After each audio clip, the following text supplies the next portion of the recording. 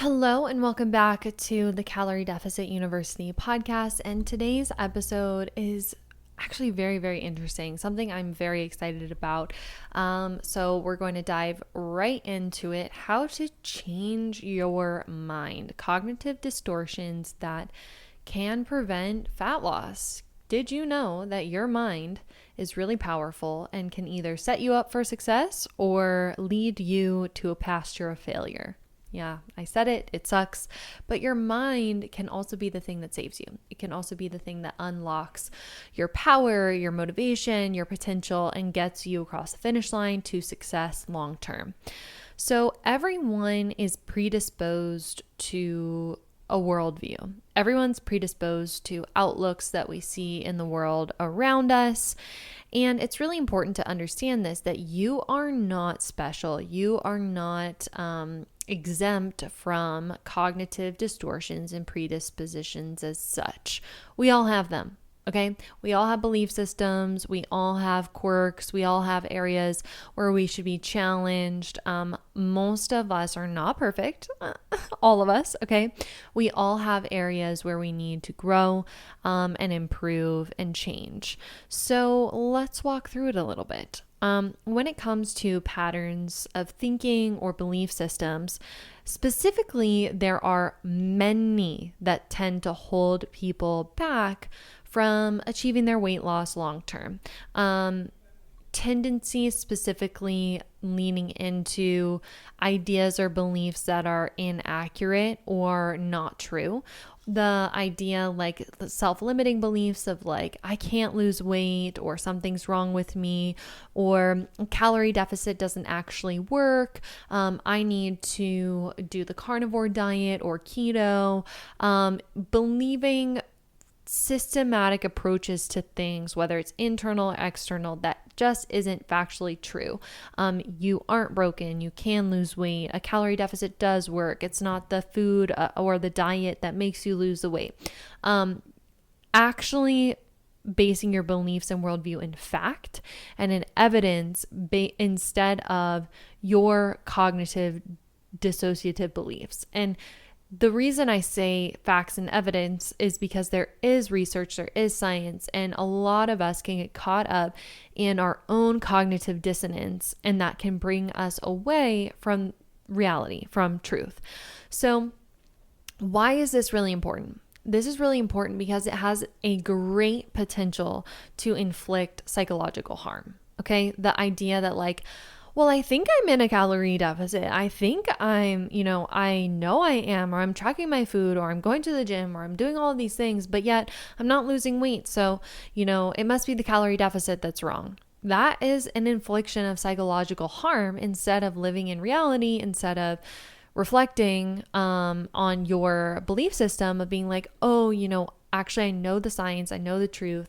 Calorie deficit does work. There must be something wrong with my behavior. There must be something in error in my tracking. Let's further investigate evidential proofs and truths instead of leaning further into my own cognitive dissonance. And that can be true about everything. Body dysmorphia, looking at yourself in the mirror and being like, ew, I don't like the way I look, or I haven't actually changed my body composition. I haven't, whatever it might be, when in reality you have the proof, you have the evidence, you have the scale weight that's gone down, you have the muscle mass that you've put on, and you can say and prove otherwise, living in reality or delusion. Again, putting yourself at the least potential risk of psychological harm.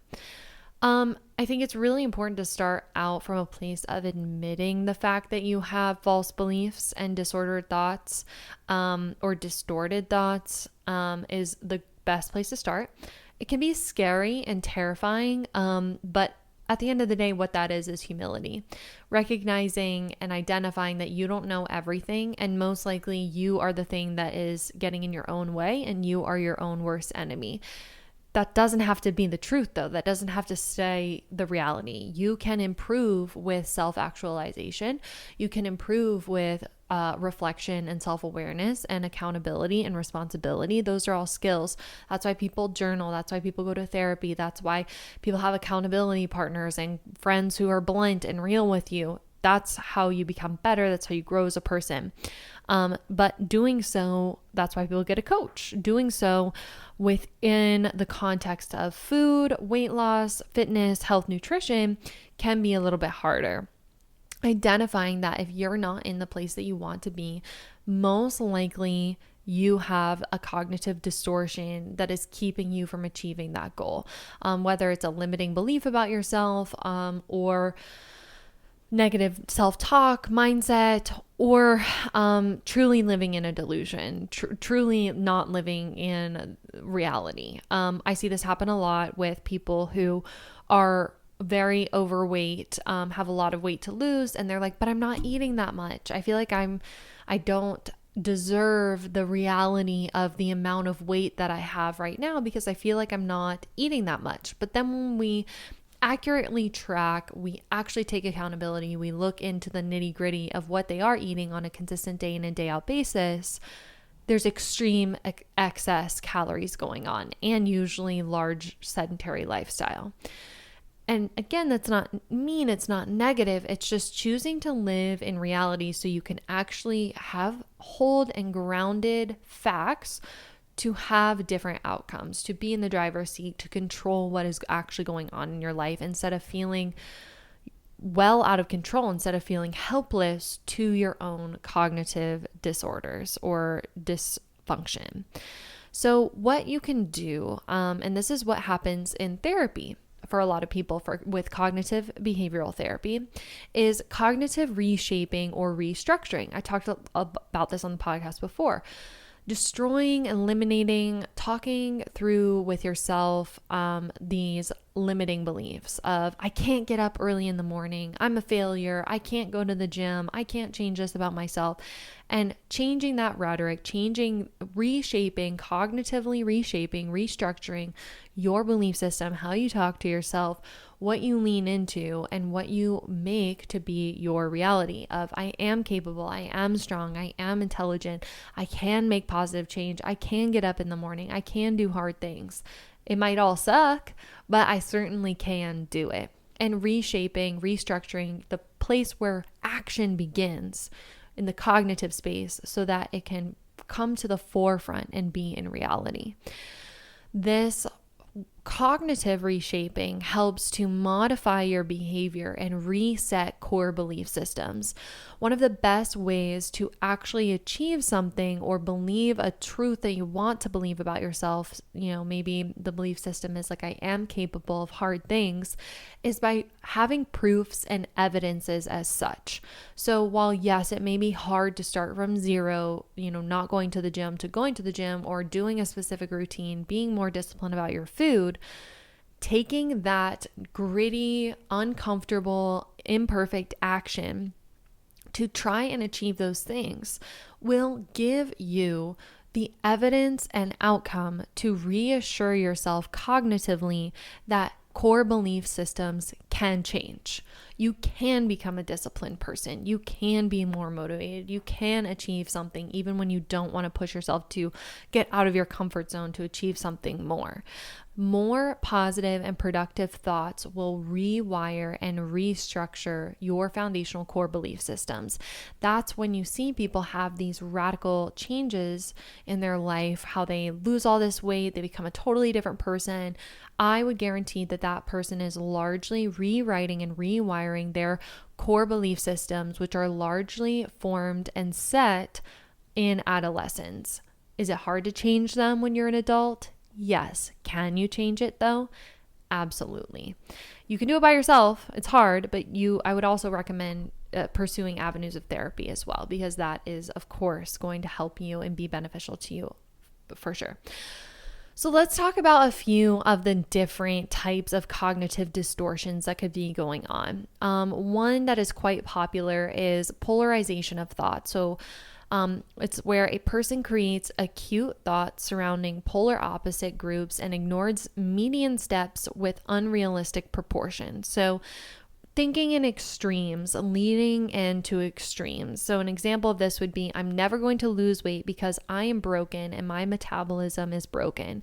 Thinking that you are extraordinarily special, extraordinarily suffering, polarizing your own experience cognitively.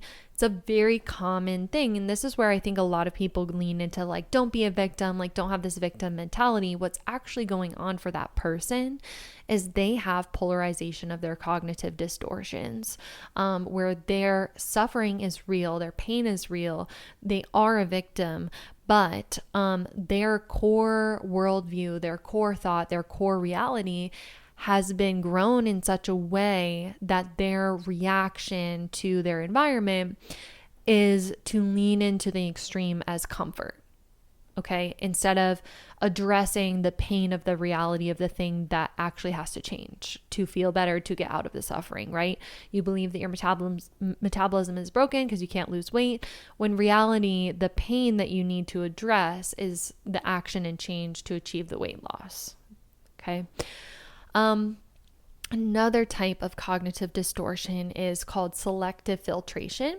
So this is where the person who's affected with this eliminates all positive events and deflects the attention only to the negative. I've talked about this before, negative noticing, right? You take comfort in the negative. The positive actually scares you. You don't even notice the positive. You hate the positive. You only see failures and you consider your life a complete and total mess. You revisit scenarios in your life that you fear the most, that make you feel the most negative, because those feelings feel comfortable to you. They're familiar to you. The negative is familiar to you. Positive outcomes are not familiar to you. Maybe you feel like you don't deserve positive outcomes. So what happens is you do like time-consuming behavior that keeps you from seeing the small wins that are necessary to get you to the next step, right? So I'll see this a lot. People will be like, oh my gosh, like the scale spiked up today and I'm just a failure. I'm a loser. I can never lose weight. Nothing good ever happens to me. When it's like, if we actually zoom out and look at the total picture, maybe the scale has bumped up today, but you've had an overall 10-pound weight loss. It's like not losing sight of the positives, not losing sight of the good that you do and are capable of. Another example of this that I hear a lot is like, well, when I was little, I was bullied for being overweight, and that affects my body image to this day, and I will always be continued to be criticized for my body no matter what I do, who I am, the accomplishments I achieve, and no matter what, I am always going to criticize my body. I'm always going to criticize others. No matter what, I'm constantly thinking about my body and I'm constantly negatively experiencing the life I'm living in my own skin.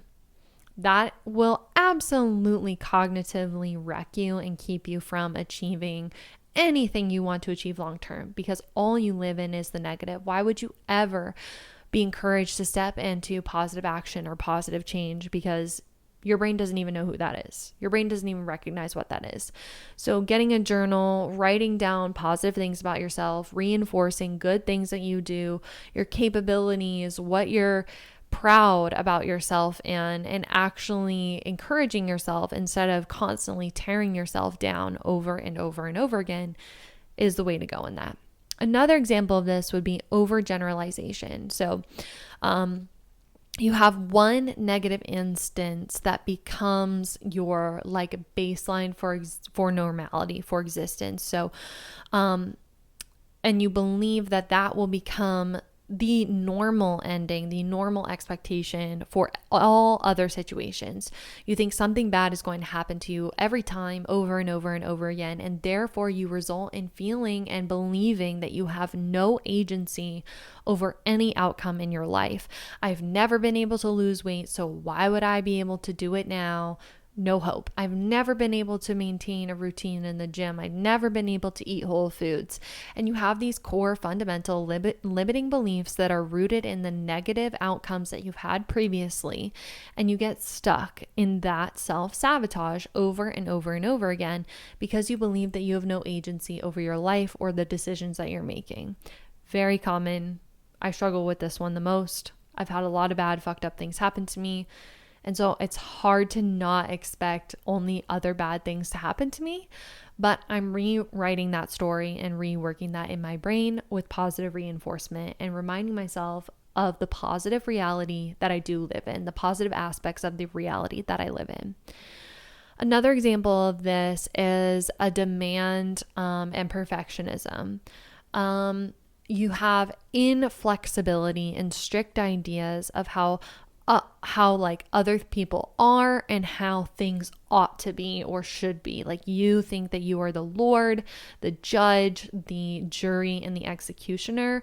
And that's just never going to get you where you want to go. I actually see this happen a lot with hyper intelligent individuals, or people who have achieved something high level in their life. They tend to be quite demanding and perfectionistic. So I'll see this pattern of thinking like the journey should be going this way, or I should be losing weight every day, or I should have more progress than I do. There's these like shoulds. It should be this, it should be that. And what you end up doing is you end up future fucking yourself. You set the expectation for how things should go. And then when they don't go that way, you're completely and utterly destroyed, obliterated, and disappointed. And that is so defeating. You're never going to achieve anything if you keep doing that to yourself over and over and over again. It's like a dog eating its own fucking vomit. You will find something wrong about everybody and everything and about yourself. So the consequence of this is ultimately you end up feeling guilty as fuck and having low self-esteem and living in shame. You always fall short of your own expectations, and that leads to you hating the process, having anger for the process, and hating others and having anger towards the people who are actually able to meet the expectations that you set around you. Woo, that's a toughie. That's a fucked up one. And the only way and my husband is so good at this. He's like, if you expect nothing, you can be pleasantly surprised when something good happens. If you expect like only negative things to happen, then you're only going to see and notice the negative things that happen to you. And if you only expect good things to happen and bad things happen, then you're doubly disappointed. So you might as well just expect neutrality, expect nothing, but prepare yourself. Of course, like a logical individual, prepare yourself for both the good and bad, that good things could happen, but bad things could happen too. So you're not blindsided either way, but expect that it would go completely normal and neutrally. Be pleasantly surprised. So how do you manage these cognitive disorders, and how do you actually make change long term now that you've identified that maybe you have a few of these going on? Identify your thought. Identify the cognitive distortion that's going on. Look for an alternative thought. Analyze the productivity of your thoughts and change the process that it goes down. So that is a component of cognitive behavioral therapy. You recognize the cognition that's happening, the self-hatred, whatever it might be. You identify the core belief system that you find with it. Maybe you feel worthless, you feel like you'll never achieve anything, whatever it might be. Identify the core foundational belief of it, and then change the thoughts around it.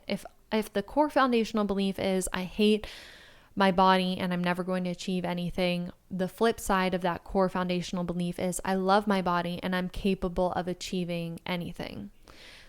Lean into that positive thought pattern and create a list of actionable items you can do to achieve that core belief system, to prove evidences of such. So I love my body. Maybe you need to take like a photo shoot. Maybe you need to get your hair done. Maybe you need to do something that makes you feel love for your body and have like evidences of that love. And then I'm capable of doing anything. You need to actually take the action that proves that you are capable of doing things. And once you have those evidential actions, you will have the proof to yourself, to the reality that you can change your behavior, you can change your core foundational belief.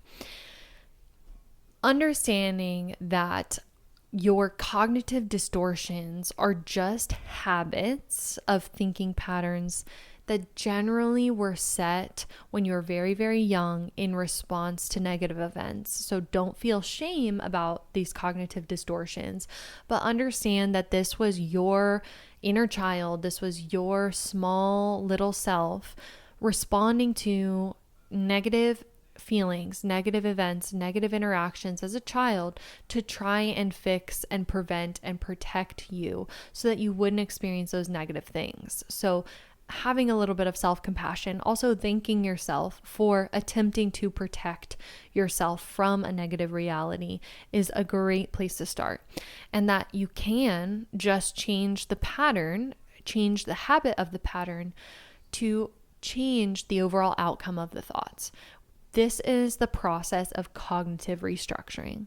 So you examine the evidence for the claim of your thought that you make, and then you work it backwards, kind of like I said. So is it true that I'm overweight? Okay. I don't know. Yes, no. You decide that for yourself. Is it true that I'm incapable of change? Well, I don't know about that one. I've made a lot of change in my life. I'm sure you have too. You can change different things. Okay. I can do change. I can make change. I done hard things before. So what is preventing me from making the change that I have now to change the physical outcome of myself being overweight? Do you see how you work back through those thought patterns to see if there's evidence or truth for what you are foundationally believing about yourself? Asking, is this true? Am I being negative right now? Are these just big feelings that I have right now? Is this something that I actually live my life by? Does this affect my outcomes, my decisions, my motivation, my discipline? Does this prevent me from achieving the goals that I want to achieve and set out for myself? And then striving to find a new perspective, change of your mind, and usually that happens through the gathering of information. You made core foundational belief decisions when you were a child based off of the very little bit of information that you had. If you could be like a big sibling to yourself, looking back on that life, that experience, if you could go and talk to yourself when you were a child, you have far more information now to form better opinions. If you were there when you were being bullied because of your weight, you could pull yourself aside and say, hey, look, those bullies are just big bitches. They hate themselves. They're never going to get anywhere. You're going to be okay. Sure, you might be overweight now, but you can change that about yourself and you can feel better, and you don't need to listen to these bullies, and you don't have to write a core foundational belief that you're always going to be bullied and that people hate you because of your weight, because people don't hate you because of your weight. They just hate themselves. You know that now because you're an adult and you have more information. But when you made that core belief when you were a child, you didn't have all of the information. And why would you? How could you expect yourself to? So having compassion for yourself, having empathy that you don't have to have it all figured out. You don't have to have these core foundational beliefs figured out, but you can work towards rewriting them now. So start with 3 big ones, the big ones that are really ruling your life and you feel are fucking up your life and preventing you from taking action, and try to go from there. Know that it's a continual conversation you're going to have with yourself. But these things could be the very issue in what is holding you back from achieving your goals long term. And this could be in health, like fitness, money, job, family, relationship. Everyone has cognitive distortion and core foundational belief systems that are not serving them in lots of areas of life. It's not just in health or fitness or weight loss, okay? If you do this deep hard work, know that it's emotional, know that it might trigger you, and know that you might need to go to therapy to deal with these things if you feel like you aren't self-aware enough to guide yourself through this process. That's an okay thing too. It's very painful to what feels like critique yourself. And so know that this isn't a critique of yourself or a critique of your belief system or you as a person. It's trying to redirect you into a positive, abundant, not self-limiting reality where you can achieve whatever you want to achieve. And within that, have the power to get out of your own damn way. I think a lot of people struggle with self-sabotage. A lot of people wonder, what the fuck is wrong with me? What is wrong with me? I want to do this one thing and then I take action in another direction and my action doesn't match what I want, like what I tell my brain to. It's most likely boiling down to these cognitive distortions and foundational beliefs that you have that rule and drive your life subconsciously. And that's it. That's the episode. So do with that information what you will. Journal your little heart out. Push yourself to your heart's desire. And of course, at the end of the day, remember to be very patient with yourself. Be kind with yourself and know that this is a process and a journey of self-improvement, and you're not going to figure it all out in one fell swoop. Okay? If any of you are interested in signing up for coaching with me, know that this part of it is just one little piece. Of course, I help my clients with the emotional part of the health and wellness journey, but of course, I am just a regular schmegular personal trainer and coach. I get in the nitty-gritty of strength training, personal training, bodybuilding, all of those things, as well as nutrition guidance and help towards all the physique goals that you could have. Go ahead and reach out to me. I will leave the link in the description of this episode, and maybe we could just have a one-on-one coaching session, you and me, and see where it goes from there to help you achieve your goals long term. Thanks so much for tuning in, and I will catch you in the next one.